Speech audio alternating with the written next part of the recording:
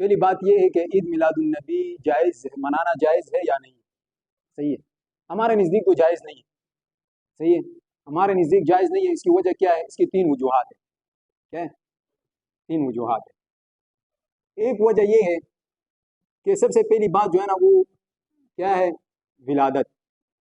یہ جو منا رہے ہیں نا عید میلاد النبی، صحیح ہے، میلاد النبی یعنی رسول اللہ صلی اللہ علیہ وسلم کی ولادت۔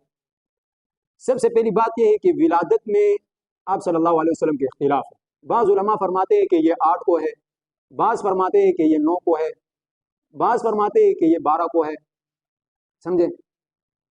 ولادت میں تو اختلاف ہے، لیکن وفات میں آپ صلی اللہ علیہ وسلم کے اختلاف نہیں ہے، اور سب مورخین کا اس پر اتفاق ہے کہ وہ 12 کو ہے، 12 کو ہیں۔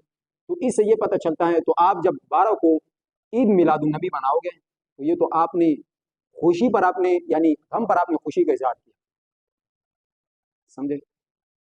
دوسری بات جس کی وجہ سے ہم میلاد النبی یعنی مناتے نہیں ہیں وہ کیوں؟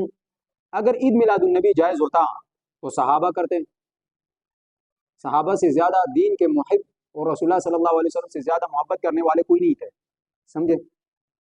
پھر اس کے بعد تابعین، پھر تبع تابعین، سمجھے؟ ائمہ اربعہ جس کے بعض لوگ جو لوگ عید میلاد النبی مناتے ہیں وہ بھی اس کے قائل ہے، لیکن ائمہ اربعہ نے کبھی یہ نہیں کیا، نہیں سمجھے؟ تو یہ ہے۔ اور تیسرا یہ ہے کہ رسول اللہ صلی اللہ علیہ وسلم پیر کے دن روزہ رکھتے تھے، مسلم کی حدیث ہے، صحیح مسلم کی حدیث ہے کہ رسول اللہ صلی اللہ علیہ وسلم پیر کے دن روزہ رکھتے تھے۔ صحابہ نے فرمایا یا رسول اللہ صلی اللہ علیہ وسلم آپ کیوں پیر کے دن روزہ رکھتے ہو؟ آپ نے اس کو خاص کیے کیوں؟ تو صحابہ نے تو رسول اللہ صلی اللہ علیہ وسلم نے فرمایا کہ اس دن میں پیدا ہوا، کہ اس دن میں پیدا ہوا ہوں، سمجھے؟